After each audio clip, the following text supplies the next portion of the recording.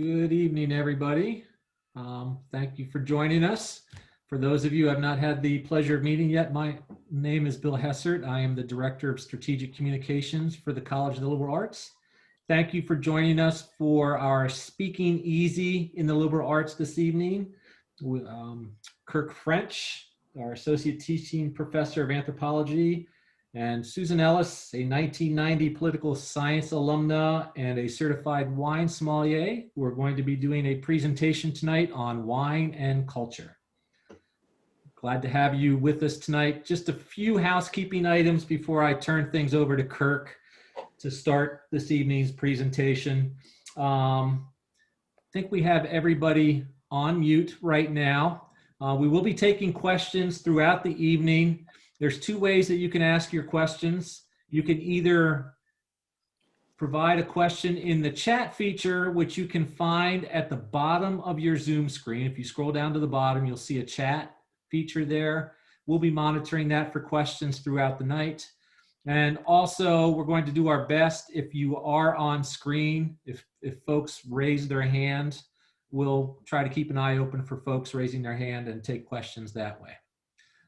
So that is all the housekeeping items I have. I don't want to stand in between you and the wine for tonight. So with that, I'm going to turn things over to Kirk French to start our presentation. Kirk? Hello. Thanks for doing, what a weird, strange world. I can't believe this is becoming normal to us. We're sitting around and watching a live music show or a lecture or whatever it is. We're doing all these strange things, but I really appreciate you all joining us today. So just a little bigger background. Yeah, like Bill said, I'm a teaching professor here at Penn State, but I'm also an alum of Penn State. I got my PhD here in 2009. And I was going to get my PhD and go somewhere else. And, I just kind of got sucked in. And so here I am. I haven't gone anywhere. I'm still here in Happy Valley. But most of my research over my career has been in Mexico and dealing with ancient Maya and, archaeology, land use, climate change and stuff. And while down there, I dabbled in some of the local alcohols and some of the ones that you don't normally hear about. And it got me thinking about, from an anthropological angle, how interesting alcohol would be to study. And so I kind of started moving into that and using alcohol as a way to talk about and introduce students to different cultures throughout the world. After all, college students are absolutely obsessed with anthropology. So it's pretty easy thing to get them to take the class on. So I created this class called Booze and Culture, and a couple years ago, about two or 3 years ago, and now it's the largest anthropology class in the United States. It's got 800 students enrolled currently, and anyway, but it's all online right now because of COVID, but it's working out. And so I also, not just a large class, I teach a smaller class called Ancient Brew. So if we go to the next slide, we actually recreate ancient alcohols. Risk management was a little concerned about this. They said, wait, you want students creating alcohol in class? And I said, well, it's going to be stuff like chewing up corn and spitting it in a bucket and making chicha from Peru. And they said, oh, well, no one's going to want to drink that, so it'll be okay. So for the most part, that's the kind of stuff we do. But you all will see the Nittany Lion Inn here. We do have a day where we go and hang out with the sommelier at the Nittany Lion Inn and do a wine tasting. And so it's a fun class. It's a 10-person class.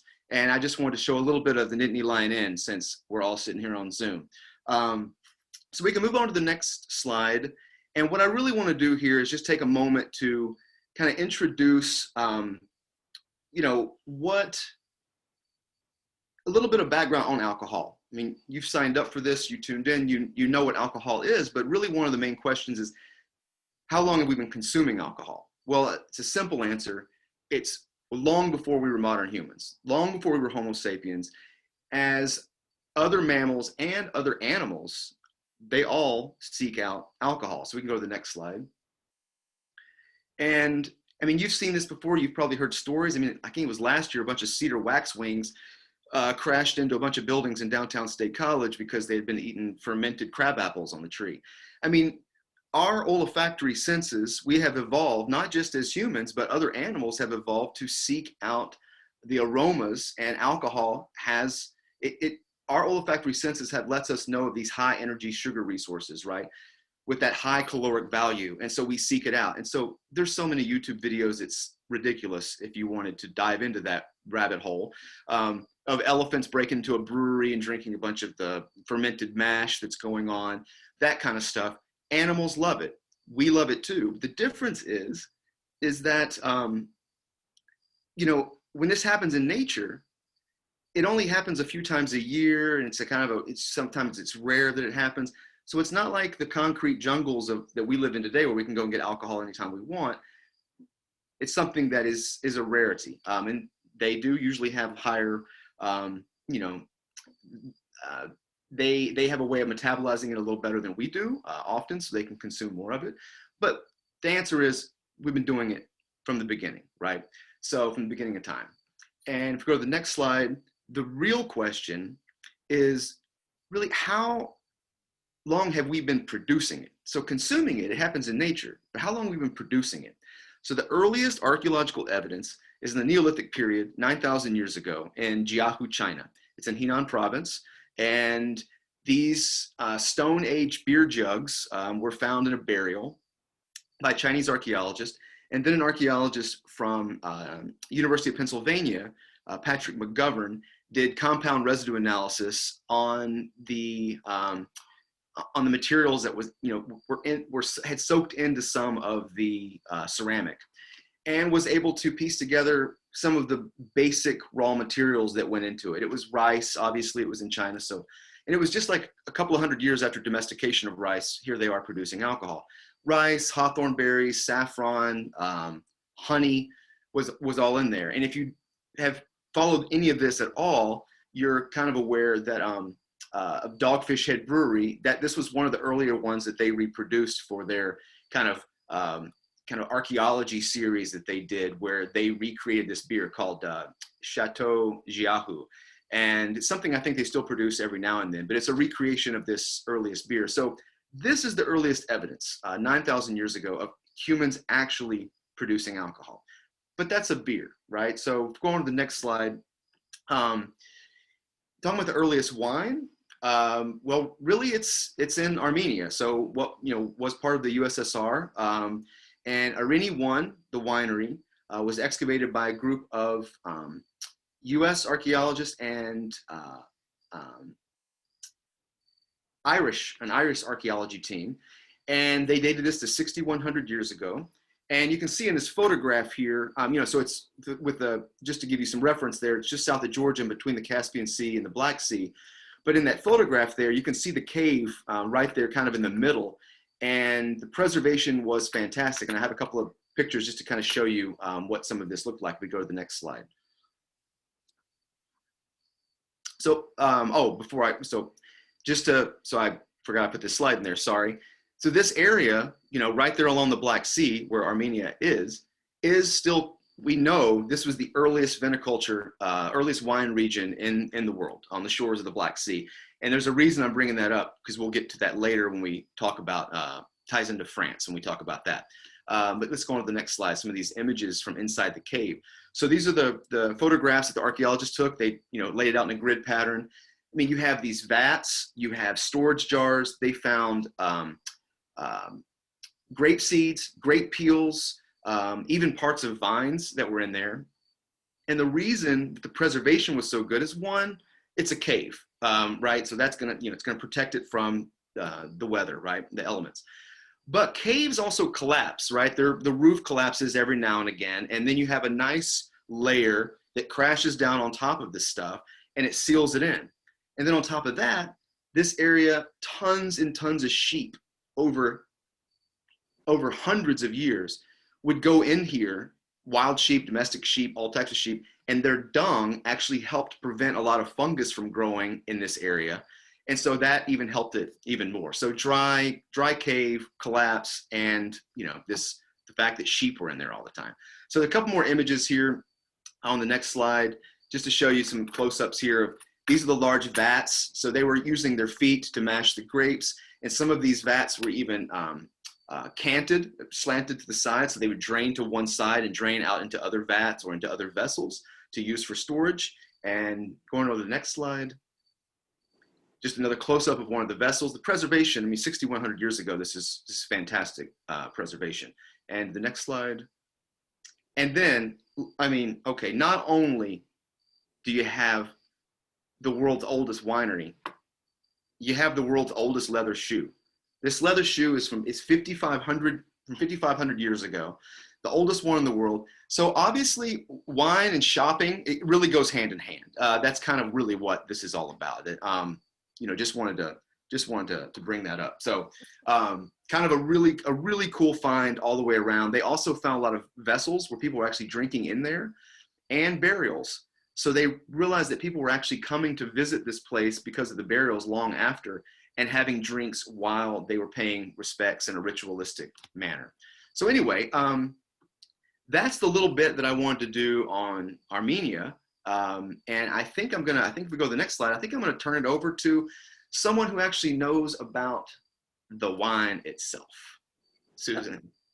Great. Thanks, Kirk. Hi, everyone. Just a little bit about me. I have been in the wine industry just for about 5 years after a longer career, felt much longer, in investment banking.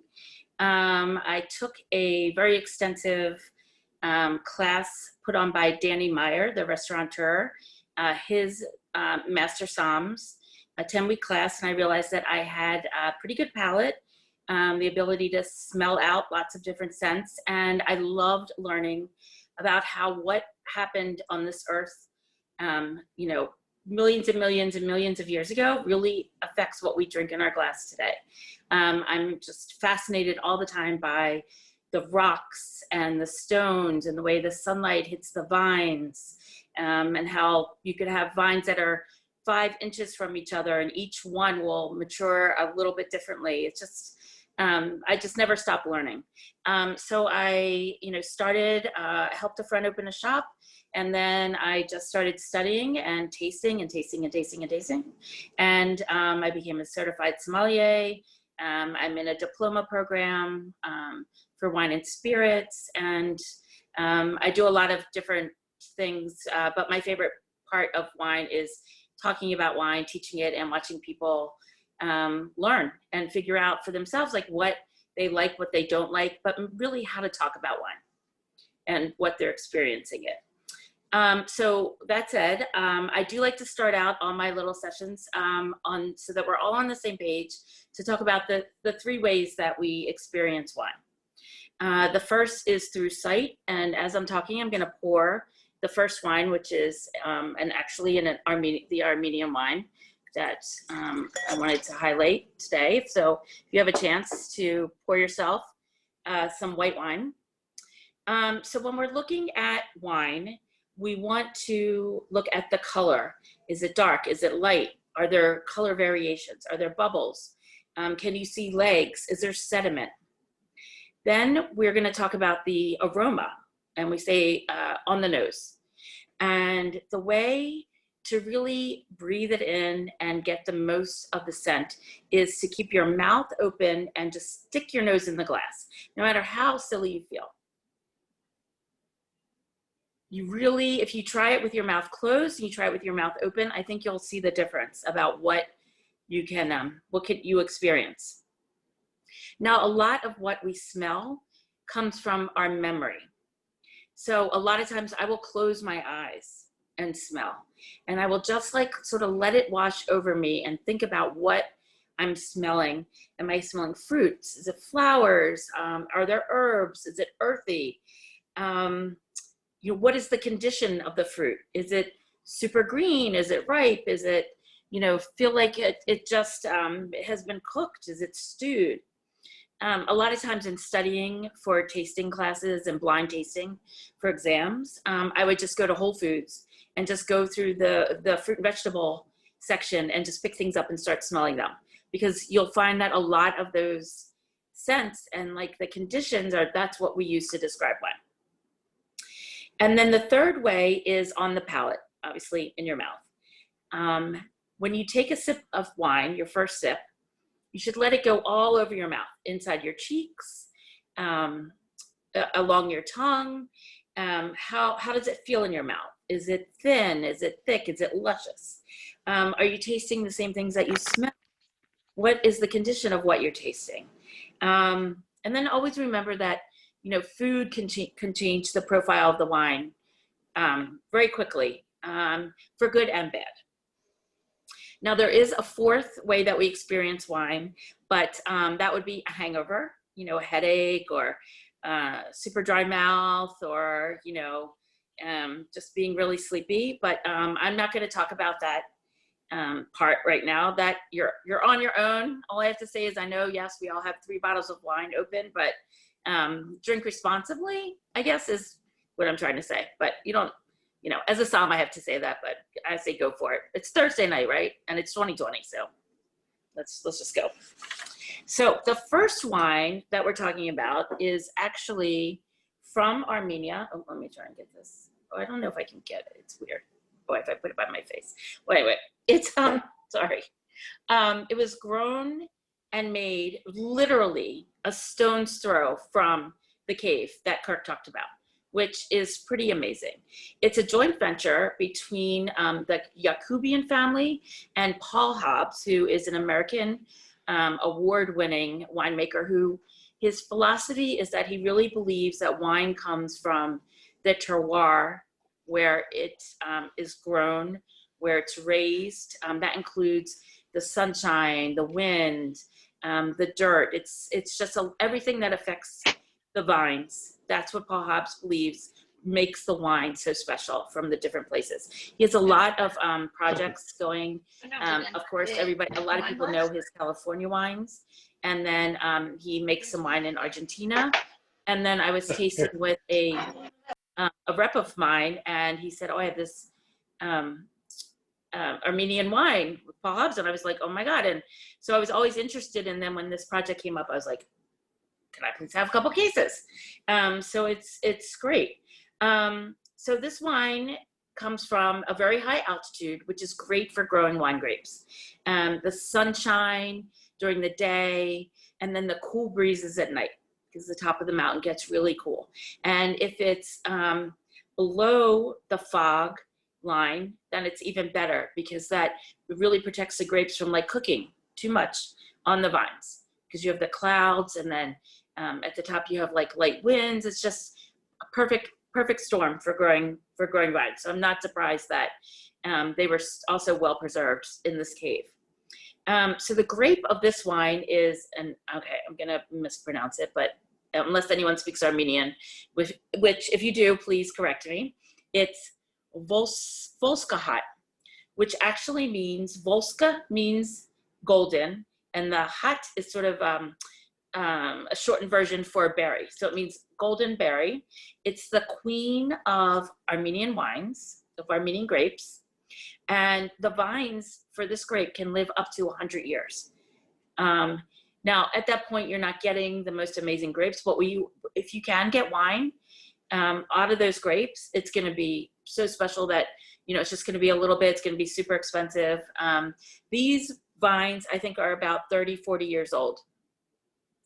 It's a late ripening grape, which is great because it can take its time, build up the sugars, so that the sugars convert to the alcohol. And now we'll just start to take a look. I'm looking at it. It's like a golden yellow. It's really quite beautiful. And when I smell it,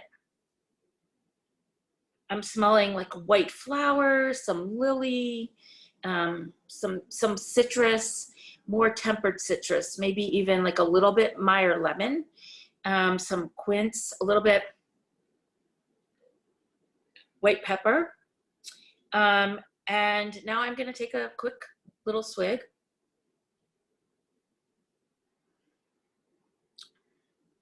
It's delicious. So I would say it's medium bodied. And when we talk about wine and the body, think about different kinds of milk.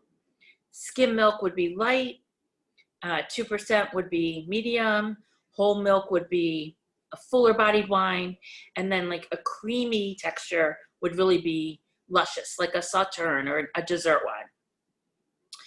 Now, this wine has a lot of minerality and acid in it. And you can tell when a wine is acidic because it makes your mouth water. My tongue is watering. It's great for an aperitif because it really literally gets the juices going in your mouth. When a wine has more tannins, which we'll talk about when we get to the red, you'll feel it drying out in your cheeks. Now, when I do a lot of blind tasting, I do a lot of tasting overall. The important thing, if you start early or if you have something to do after, is to spit. Now, I'm not going to spit. I only poured myself a little bit. So while Kirk goes on to the next section, I'm going to enjoy my Armenian wine. So that's what I have for this, if anyone has any questions.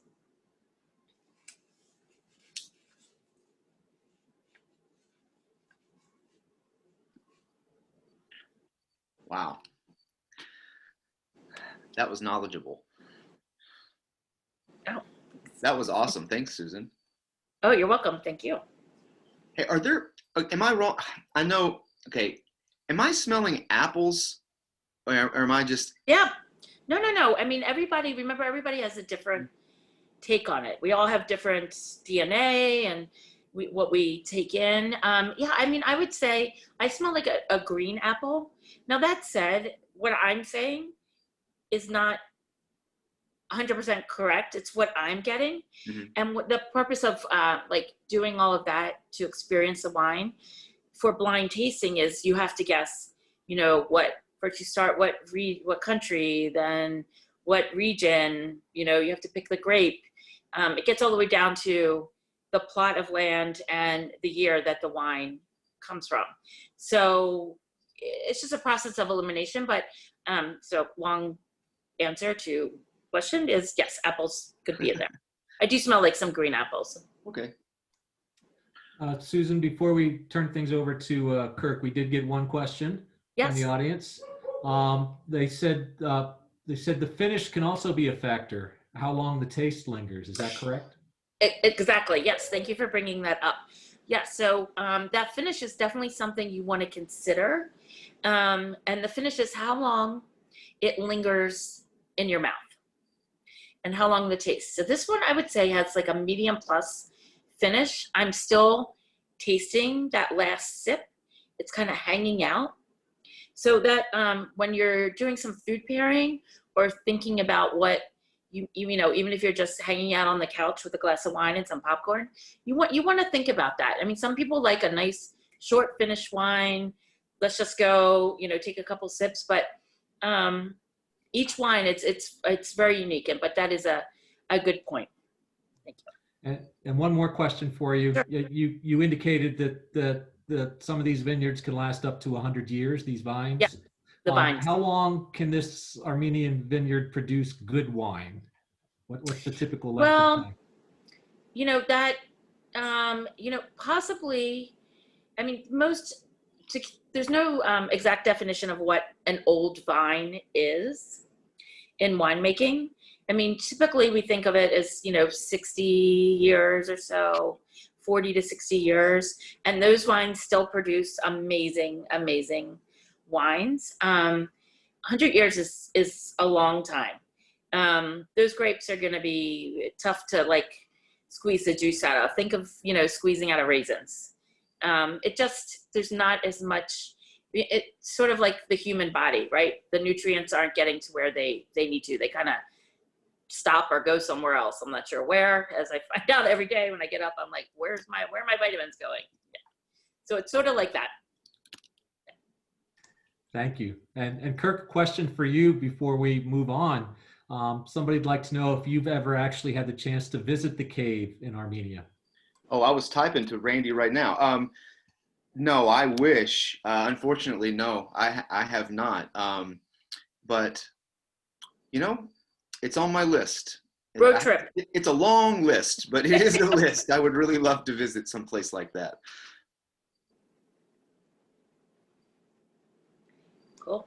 All right, that's all the questions we have for right now. So we can move on to the next part. So I think next we're going into California. That's right, Susan. That's the order we wanted to go in? Okay. That's right. Yep. So just a little overview. This will be a little shorter with a little history of California wine. If we're talking about California, in the United States, the state of California in North America, the U.S. state, we're talking about really beginning around 1783 with the mission of San Juan Capistrano. San Juan Capistrano is still there. It's something you can visit. It's about 60 miles south of LA. It's kind of not too far from San Clemente. But earlier because all this area was New Spain, right? So, I mean, it begins about 100 years earlier in about 1680 down in Baja California. And so, but we're kind of just forget about that. We're talking about, U.S. California, state of California. So this Father Junipero Serra, he is considered the father of California wine. He was growing a lot of wine. Now, this is in, just south of LA, and the wine industry itself was really in LA during this time period. Now, it wasn't really an industry. It was a bunch of, people within a church, the Catholic Church, that are growing it. And what they're doing, if we go to the next slide, is they're mainly growing, it's mission grapes, right? It's grapes for sacrament wine and for fortified wine. So fortified wine where they're taking, juice from, or, wine from mission grapes, and which is going to be pretty sweet. I think that's right. And they're going to add like brandy to it, right? They're going to add some kind of distilled liquor to it to fortify it. So things like sherries and ports and things like that. So that's mainly what they were doing, but the area was great for growing grapes, right? They had a great area for it, and the climate was great for it. But going on to the next slide, it's really this guy, Jean-Louis Vignier, in 1835. He's the one. He's from France, and his family were winemakers, but also they were coopers. They made barrels as well, and so he had immigrated to California from France, and he was the one that once he was there, he realized how well that grapes would grow, and he imported, European vines, to make Cabernet Francs, Sauvignon Blancs, and so he imported these vines from Bordeaux. Now, if you think about what was going on in 1830, then to get those there, you would have to, they would arrive in, I don't know, Jersey or, New York or whatever, and then take the long route across the United States. That whole trip would take probably 4 to 5 months from port to ending up in LA. So what he did was that it went all the way around Cape Horn, so around South America, and they packed the vines, the cuttings, in moss and potato slices to keep them moist, and they packed them in there, and it made its way. Now that's when the first European vines arrive in, what is today California. And by the way, I just love that photograph down there of downtown Los Angeles in 1869. It's kind of mind-boggling to see that, right? I mean, it's just like 130, 40 years ago. Really, really crazy how quickly things can change. Oh, and the other thing that's strange about this, vignette means vines in French. So this guy, his last name was Vines. So it's just when I figured that out, I thought that's just one of those strange coincidences. All right, so going to the next slide. Now, in what we think of kind of as like the wine industry of California, at least the wine region of California, it really started with the California Gold Rush. And so people weren't living in that part of central and northern California, not many, until the Gold Rush came. San Francisco blew up in population. So you had this tons and tons of money and people that were moving into this region between 1848 and 1855. And during that time period, people became wealthy, and wealthy people moved out there, and they started buying up land, and there started being more for demand for wine. And it happened to be in an area that does really well climatically for growing vineyards. So, that there wasn't until later, in like after Prohibition, that the wine industry in California took off again. It was really hurt by Prohibition, and then it took off again like by 1935, 1938, And then it started getting the wine started getting really great. And it wasn't really until the 70s that it started getting really recognized. And some of you might have seen like, oh, Susan, what is that movie about? Sideways. Oh, Sideways, but the one about when they go to the Judgment of Paris. Yeah. When they go over to Paris and they're like Californian wines, like United States can't make wine. You can't make wine. And in a blind taste test, they end up winning awards, and everyone had to say, "Oh." Yeah, Chateau Montelena is one of the wines that won. Yeah. So anyway, that's kind of leads us up to present day, kind of the history of California wine. It's kind of interesting that gold rush had such an impact on the wine industry, and something I did not know until I started kind of putting this part of the talk together. So I think the next slide, I think, is going back to have another sip. Okay, great. So for California, I chose to showcase Chardonnay because Chardonnay's easily accessible to any store that you go in. It's very easy to grow. It's very versatile. You can age it in wood as they do in Burgundy. You can keep it in stainless steel and have it stay very fresh. You can have it sit under its yeast, which is called sur lees, underneath the lees, the yeasty lees, as they do in Champagne. It's one of 3 grapes that is used to make proper Champagne.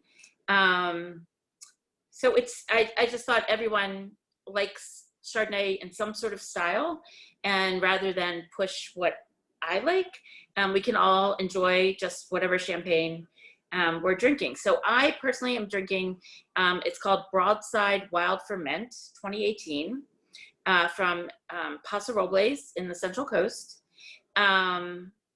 It is organic and sustainable. And I'm going to start to smell it and drink it because I really do love this wine. Oops. So Chardonnays, they're so versatile and so malleable. We're all going to be smelling something different. It looks like, Kirk, you have a Burgundy. Is that right? No?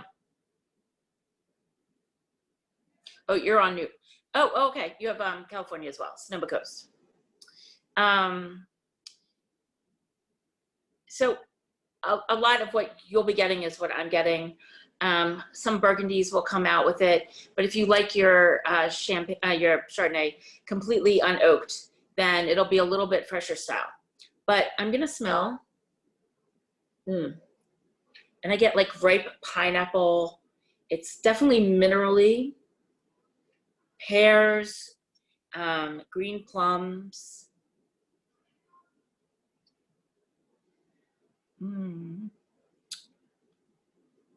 It's a little richer on the palate. It's definitely a medium-bodied wine, but the acid is still there. My mouth, again, is watering.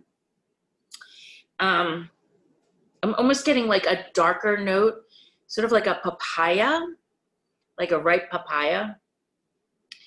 And I taste like stoniness, which I know most people are like, what are you talking about? But literally in wine tasting classes, we have to lick stones. So you can feel, and there's all these different kinds of stones. Like for instance, Pouilly Fumé in France. Well, it's called that because the flinty rocks actually add a little bit of smokiness to the wine. It's amazing when you start to really experience and touch and smell and I guess lick the elements, right? So I wanted to, because this wine is organic and sustainable, I just wanted to touch upon that real quickly. So organic is a legally defined term. You get certified if you can, if your wine is organic. It takes a lot of money and 3 to 4 years or longer, especially if your neighbors are not organic. And what it really means is that during the grape growing, you're not adding pesticides or any additives. You don't have added sulfites when you're making the wine. What's on there is what's naturally occurring because the grapes are covered in sulfites. Now, sustainable is not a legally defined term, but it basically means that you are ecologically have good sound practices. You're making this a nice socially responsible, economically viable wine, and you're using renewable resources. That said, I mean, not every wine that we drink every day is organic or sustainable, but the options out there are growing all the time. People are eating cleaner, they're living cleaner, we're paying attention to the environment, what we put in our bodies, and so wine is catching up to that. And there's a lot of wine that is organic or sustainable that's affordable. It used to be sort of, a little bit more hippie, and now it's, I would say it's almost commonplace.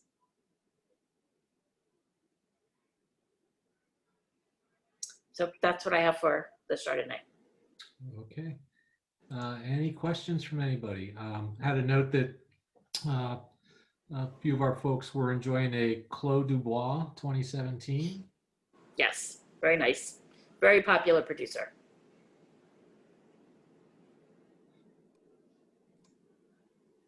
All right. Kirk, I'll bring your screen back up and we'll continue. I just have to finish this glass and then I'll be right there. Okay. We'll let you finish. Funny. All right. Yeah, 3 open bottles of wine. Wow. It's a Thursday. It's a day that ends in a Y. So, why not? All right. So now we're going to go back to the old world and pick up on some stuff that will kind of make a little sense here with when we think of wine industry. France is kind of France and Italy and Spain, right? But France is kind of, it's up there. It's just, it has some of the best wines in the world and has for a long time. And the reason that is because, again, they've been doing this, for about 2,600 years in France. But where they came from, though, they were Greek settlers that came from, well, it was Greece, but today it's Western Turkey. But that area, if you're looking at that map of where they came from, I don't know if I can, Phokia, which is, can you see, I can't, can you point to it? Yeah, with PHO. So that is where they migrated from and migrated to Marseille. And that is and so that they brought with them the technology that had already been going on and the know-how that had been going on for thousands of years along the coast of the Black Sea. And they brought that with them when these Greek settlers settled in what is today Marseille. So we go to the next slide.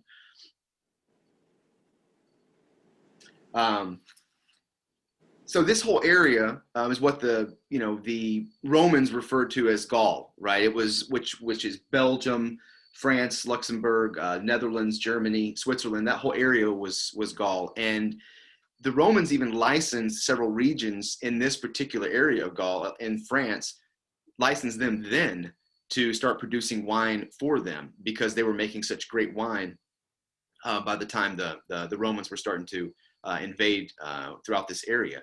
So Marseille was the earliest epicenter of viticulture in this entire region because that was one of the first areas that were settled by these Greek settlers when they moved in. Now, there was really continued growth and expansion and increased production and increased quality for the next, for the next millennia, right? But then going to the next slide, what really happened is, tragedy struck in 1863. So phylloxera is a louse, right? It's a louse that what it does is it feeds on the roots and leaves of vines, of grapevines. Sometimes it's called the grape louse. And it deforms the roots. It causes them to to limit the nutrition that the vine can reach the grape. And then of course the leaves, you can see that photograph there of what it's doing to the leaves. So it completely annihilates the plant, and it spreads like wildfire, especially in a place where there is no protection against it. The vines in Europe didn't have any protection against this. Now, to go back to California, if you remember, I was saying that the wine industry in California really started to blow up around 1850, right, during the gold rush, 1850, 1855. Well, it really starts to take off, and it starts doing so well that they take some cuttings and they ship it to the botanical gardens in England. And on those cuttings lived the Phylloxera louse. It was foreign to the old world, so their vines had no way to fight it. Here, it doesn't matter. They live on on all of the vines. It's not a big deal. The vines here, they know how to deal with it, right? They've evolved to deal with this particular insect. So that was introduced, unfortunately. Now, what happened in the years that follow is you have a 75% drop in wine production in France alone. But this didn't just happen in France, it happened all over Spain and Portugal and Italy. It annihilated the wine industry in Europe, and it did so for a long time. And after 1889, when most of the vineyards are pretty much gone, the wine industry's collapsed, and people start drinking other things, right? There's just not a lot of wine around. So one of the things that starts happening is people start to, in France specifically, start to consume a little more absinthe. And absinthe really takes off in France and becomes a really big deal. Now, later on, this problem is fixed, right? Now, how it's fixed is that actually, here I am in my Texas bar. I'm a native Texan, and I have my very convoluted feelings about Texas, both great and horrible. So I'm a Texan, and this Texan, Thomas Munson, was a horticulturalist. He is the one who said, "What if we take the vines, the rootstock from the U.S., from North America, and we send it over there, and they graft their vines to it, then maybe it will make them immune to the Phylloxera." And it did, and it worked. And the wine industry started to recover. By the time it recovered, absinthe had really taken off. And if you've heard that absinthe makes you hallucinate and it's poisonous and it can kill you and all that kind of stuff, that's mostly just propaganda that was created by the wine industry to make people stop drinking absinthe so that they would start drinking wine again. It worked because France ended up outlawing absinthe because they believed that it was poisonous. So anyway, just kind of a little whirlwind tour there between France and California, and how all of this actually happened, and kind of how it all got solved. And now I would say, just like with beer, it's probably the best time in the history of the world to be a good wine drinker, because there's so many good wines out there, and we can thank scientists for that. So I think next we'll be taking another sip of something from France. Yes. So that was, a great history lesson. What's interesting is that South America never had phylloxera, because their vines came early on from Europe, and also the land is much drier. And so there are parts of Argentina and Chile that have never, ever experienced that. Yeah, so it's really interesting. But yes, people, when you're in a wine class, and then I call them the Frenchies, and then it just gets a little ugly. It's like, sorry, I'm sorry, didn't mean to do it. But grafting saved the industry. And so now one of the things that I have to learn is, what are the different vines that can be grafted together, and what works in what soil? It's just mind-boggling. It's really interesting. So the third wine I picked was from the Rhone Valley. The Rhone Valley has more than 170,000 vineyards. You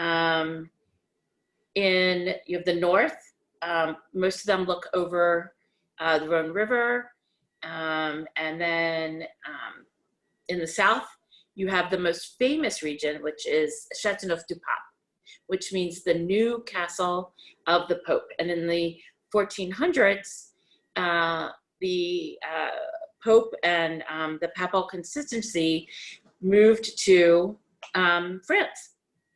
And it's a beautiful, beautiful area. Now, tonight I'm not drinking a Châteauneuf-du-Pape. Those can be quite expensive and pricey, and I figured since I already have 2 other bottles, I'm just going to open something else from the Southern Rhone. It's 100% Syrah. It also happens to be organic and biodynamic. And Syrah is one of my favorite grapes, also grown throughout the world. It tends to have a little bit of a peppery finish.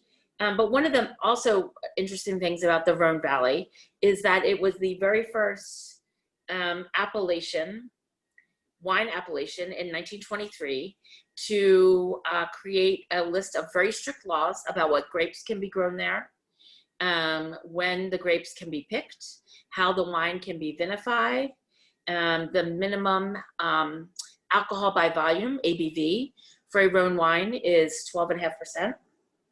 And the area also, the rocks are super interesting. They're called galettes, which means cake.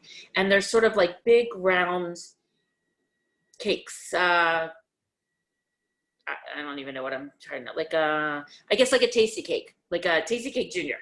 You could, it's like, they're round, but what is great about it is they absorb all the heat. And so they really help the vines grow and the grapes mature.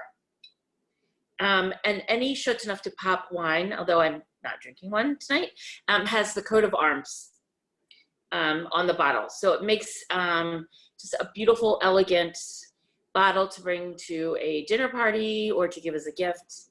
And they're typically aged for 3-4 years and then can be laid down in your wine cave for 10, 15, 20 years. My wine cave is a corner underneath my bed. So there you go. So I'm just gonna, start to smell.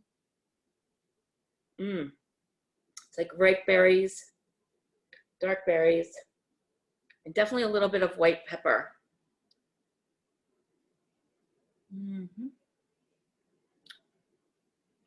Now this is where tannins are coming in.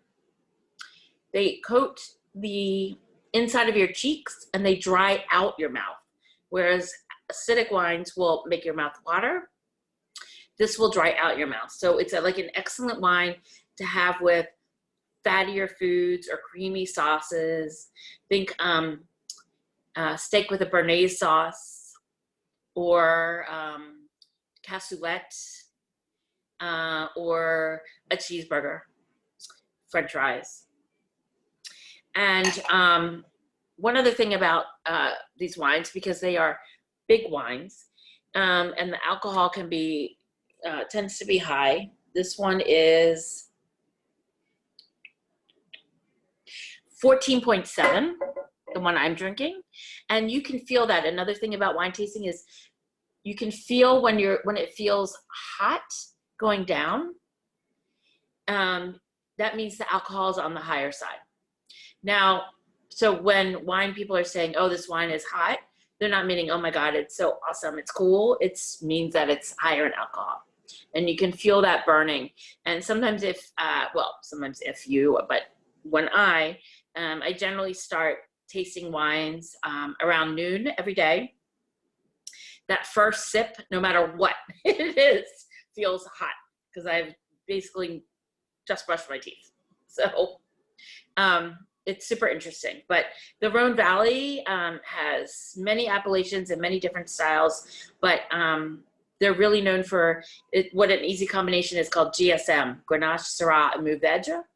And any combination of those grapes is amazing. I happen to be drinking something that's 100% Syrah. Kirk, I see you drinking. What are you having? Mine is 70% Grenache and 30% Syrah. So it must be very juicy, fruity. Fruity and dry and 14.5%. So yeah. So yeah, watch out. Yeah, so I've just had like I've just had a quarter of a shot of whiskey. Actually, is what I've just had. So Yes. Yeah. We try not to think of it that way, but yeah. Don't want to scare people. So yeah, that's what all I had on the Roan wines. If anyone has any questions. All right, we did have a few questions come in, so I'll run through these for you, Kirk and Susan. First one that came in was, does it matter if a wine has a cork or not a cork? It does not. So obviously the presentation of and the ceremony of pulling out the cork is fun, but cork is a renewable resource. They come from trees in Portugal, but they also add weight to bottles for shipping. And they are malleable, so they allow air in.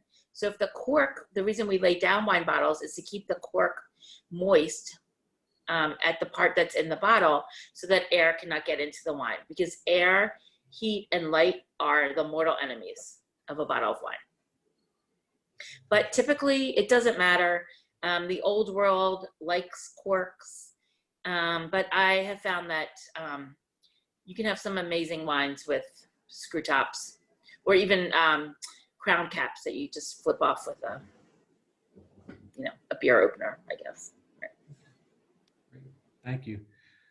Kirk, I think the next question might be for you. We had somebody who wrote in that said they have a friend from Basilicata who told him that their grapes survived the plague, and he thinks they were, I'm gonna butcher this name and I apologize in advance, Aleatico, they believe. And do you know if that's true? Is that the case? maybe Susan can.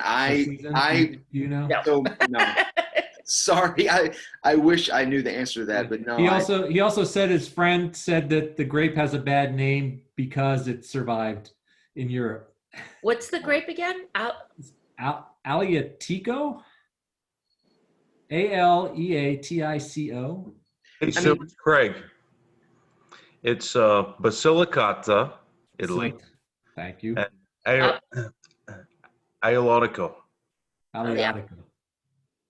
Huh. I mean, I'll just say, like, I wouldn't be surprised if there were regions, certain areas, and certain types, certain varieties that did have a resistance, just because of just the biodiversity that exists. That there would be, even with all of the invasive species that occur of any kind anywhere in the world, there's always some form of something that is able to fight it off, usually. So I wouldn't be surprised, but I guess what I'm saying is I don't know. I mean, I don't know that. I don't know anything about that specifically, but just my understanding of how invasive species work, I wouldn't be shocked if that happened.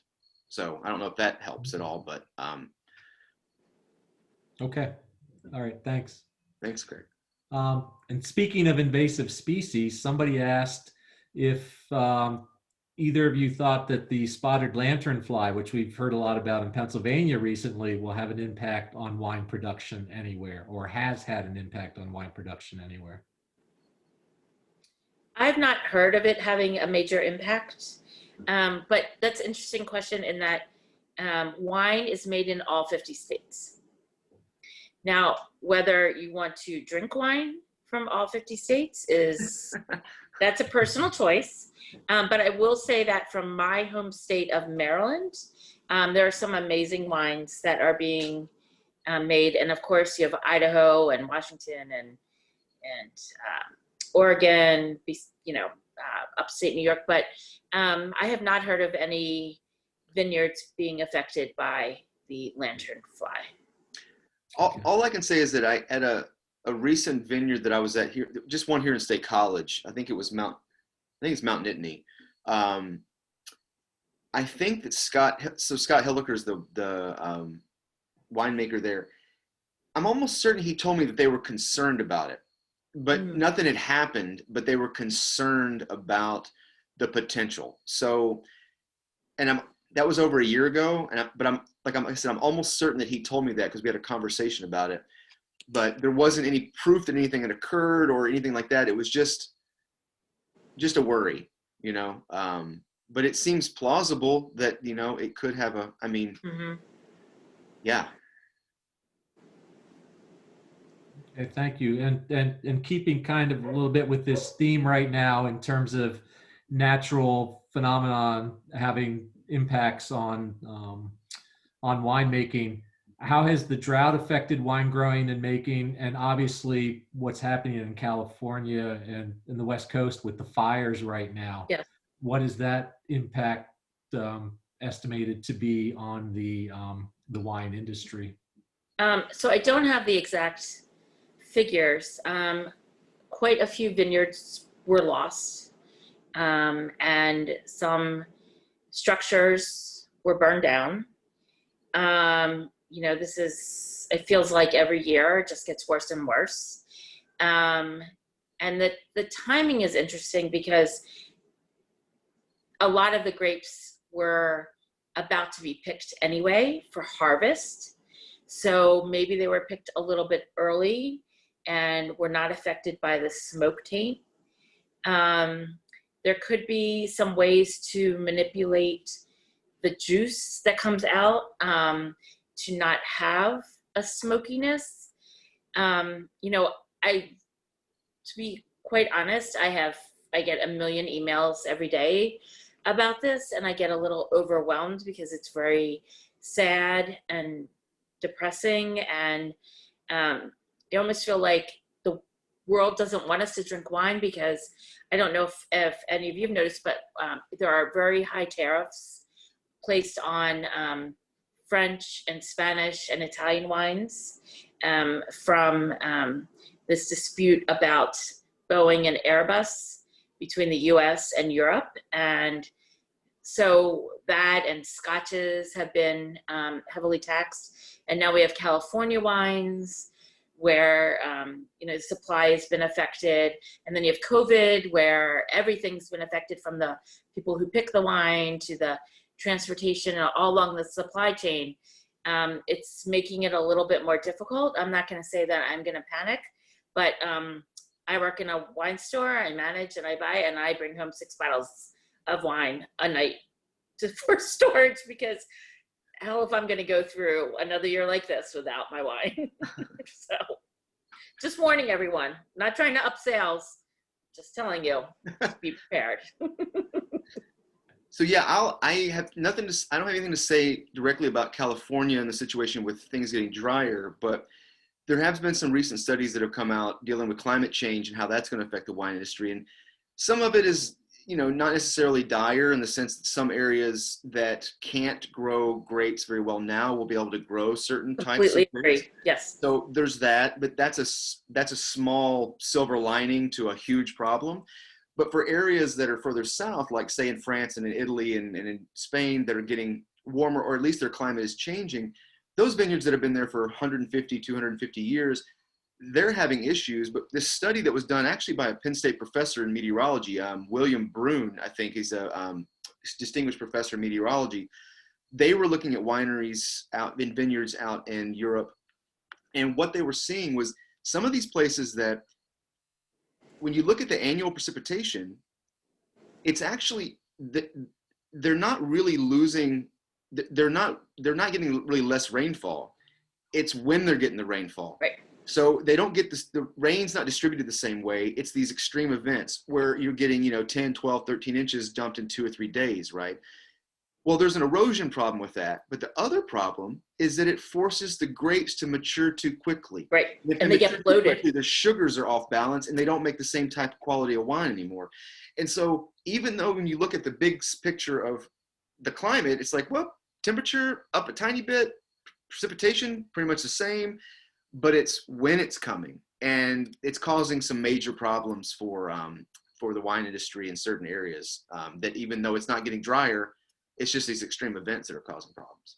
Also, the issue of frosts late in the season can really, after the grapes start to, or the vines start to flower, can kill off the first batch of what was going to be, you know, the grapes for the season. So then you have to hope that the flowering comes back that it warms up enough.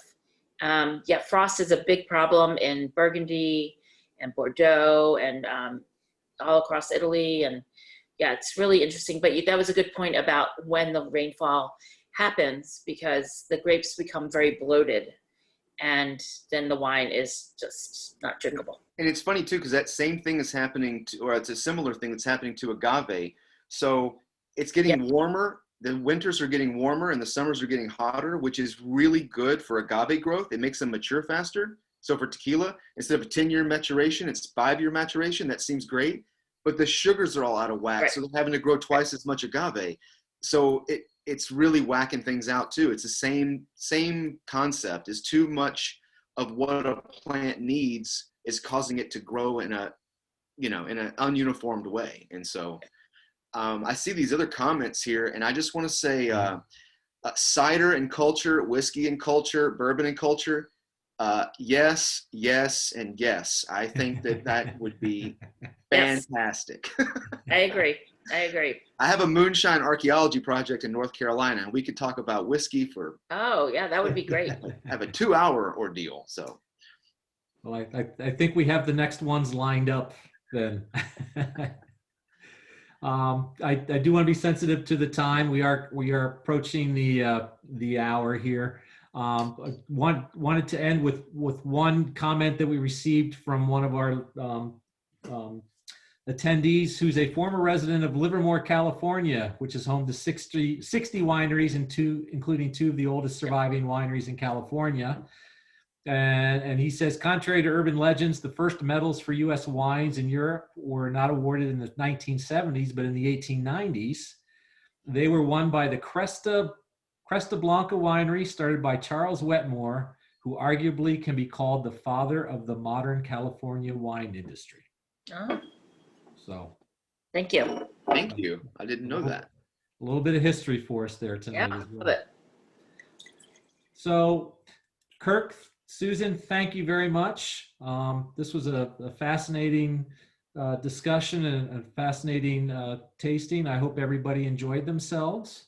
And we will certainly consider some of those other suggestions for later this year or early next year. Thank you everybody for being here. And wouldn't it be nice just to imagine for a moment that we could do this in person? Sure. And actually clink glasses with each other. Absolutely. Let's do that. Let's do that when this nightmare is over. Absolutely. Make it a whole weekend. We can try different alcohols Friday night, Saturday night. A weekend. Oh, go Bill. Go Bill. All right. Salute, everyone. Thank you. All right. Yes. Thank you so much. Okay. Thank you. Good night, everybody. Thank you. Thank you.